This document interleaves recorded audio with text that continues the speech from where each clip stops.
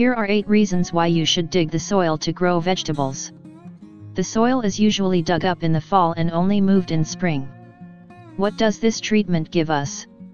First of all, it will improve the soil structure, break it up and fertilize it.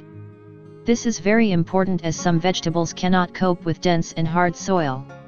Digging up the soil in a vegetable patch is equivalent to plowing in the field. Fashionable cultivation without digging will not always work. Not every species of plant will harvest well.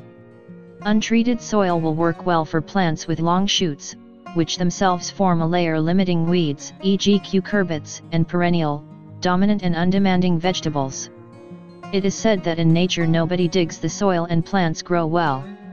Growing vegetable beds, however, is a different matter, because here vegetables and edible plants are grown in conditions that are not their natural environment, which require appropriate conditions and care for proper development. In untreated soil, vegetables will also grow, but it depends on what the soil is. If we have soil such as in a sack from a garden store, maybe you can actually do without digging, but weaker soils, less treated with e.g. compost, need this treatment. In Poland, we have soils of various agricultural suitability. There is a division into valuation classes from the 1st to the 6th. The best for growing a wide variety of plants are the first 2 classes, that is, the 1st and the 2nd, but there are not many of them in the country. Works related to soil digging are also carried out during the cultivation and fertilization works performed last autumn. Digging is necessary in the cultivation of heavy, clay soils.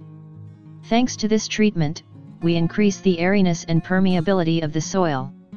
However, it is worth performing this procedure mainly before the onset of winter, leaving the soil in the so-called sharp furrow, without full turning of the furrow, without raking and leveling, thanks to which it will be exposed to frost and will collect more rainfall. Light permeable and airy soils can be dug in the fall only after using fertilizers, e.g. compost or manure, because they tend to dry out, absorb and store water less well, but also become more sterile, and the organic matter contained in them decomposes faster. It is better to dig light soils only in spring. It is also worth fertilizing them in spring, because they are easier to rinse out nutrients. How to check the soil? Take some in your hand and squash it. If it flows loosely through your fingers, it's too sandy. One that clumps and does not flake off at all is clayey. It is best if the substrate is mixed partially loose. It can be kneaded but at the same time it does not compact into a hard lump. Another reason is soil aeration. Autumn digging improves the soil structure. November is the last time for autumn digging. It is during the freezing and thawing of water that a valuable lumpy structure is formed in the substrate. The soil left in a sharp furrow accumulates more snow than the compacted and not dug soil. In spring, the thaw water supports the growth of plants, creating the right conditions for rapid growth.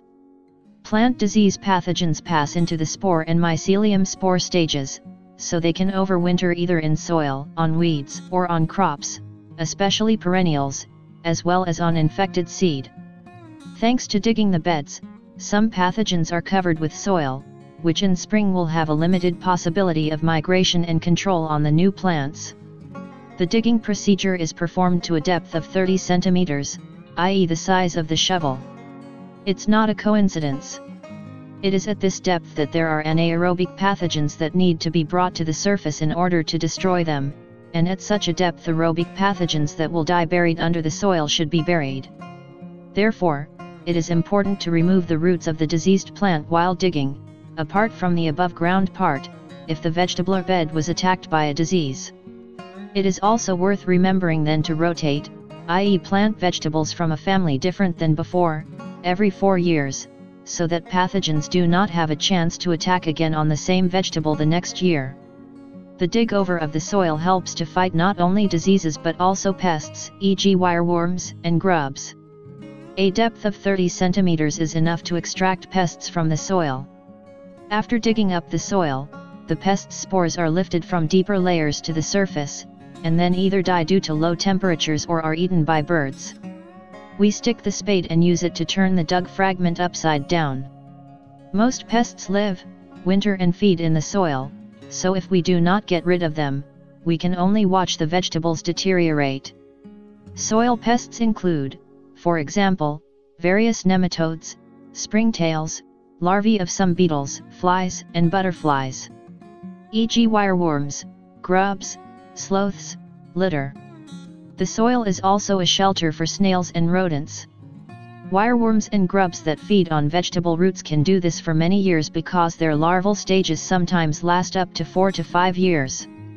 By digging the soil, we get rid of them, or we can at least disrupt their development. It is worth remembering that birds also help in combating pests and will eagerly eat the dug-up larvae. Of course, we protect earthworms from birds, we put them back in the soil. The larvae of the beetle family, wireworms, take 4 to 5 years to develop in the soil. Wireworms do the most damage in their 3rd or 4th year of development. The greatest number of wireworms is found in meadows, pastures, in perennial grass plantations, and in places covered with couch grass. Turnip moth are caterpillars that feed on the plant in the first 3 stages of development, and then in the 4th stage, they descend into the soil and feed on roots, tubers, or come to the surface at night, nibbling on plants that fall over because of this. However, if we want to be 100% sure that we will get rid of soil pests, we should dig the soil using 2 spatulas, that is about 60 centimeters. The reason is grubs. Their development takes 4 years in our conditions, and during this period they feed on the underground parts of plants. They are most voracious in their 2nd and 3rd years of life. In June of the last year, the larva descends to a depth of 0.5 m and pupates. Young beetles emerge from the pupae in August, but remain in the soil until spring. Thanks to the digging procedure, we get rid of weeds and stones. While fighting the weeds, we need to dig them up. Some of them have deep roots or rhizomes, and simply tearing out the green part may not be enough. The weed grows back, and couch grass, nettle, or thistle are particularly troublesome. We dig up the whole wheatgrass with a pitchfork because cutting it causes, in fact, its greater multiplication. Weeds not only compete for position, water, light, and soil nutrients, but can also transmit pathogens or feed pests and attract them. First, we get rid of the weeds, then we bribe the soil by removing their remnants. Do not dig the soil by burying the weeds, or they will grow back anyway. If you use chemicals, they should always be used in accordance with the attached instructions. They must be applied a few weeks before the planned excavation of the soil and at an appropriate interval before sowing. You can also get rid of the weeds by covering the bed for a long time with dark foil and wait for the weeds to die before digging the soil. Digging facilitates the even mixing of mineral and organic fertilizers with the garden soil.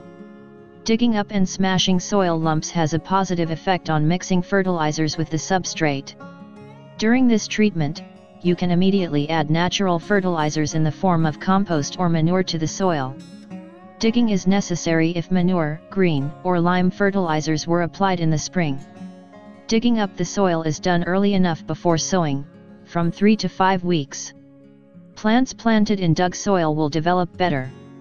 The soil dug in late autumn heats up better and faster, so you can start cultivating it earlier in spring. You can use compost in autumn and spring, while manure is only suitable for feeding the soil in autumn. It is an exceptionally strong fertilizer that takes time to decompose, and too fresh could damage young plants. Nothing prevents you from using diluted manure or vegetable slurry in spring. If we have a light soil, organic fertilizer will enrich the soil with humus, providing not only more nutrients, but also better water retention in the soil and a better soil structure. How to dig up the soil with manure or compost. The fertilizer should be spread on the soil, and then the whole thing should be thoroughly dug up and mixed. It is important not to leave organic residues on the surface, because the fertilizer loses its power due to the oxidized minerals. Over time, it will be sufficient to mix a shallow layer of soil with organic matter. We should also remember about mulching and enriching the soil so that it becomes rich in humus and biological life.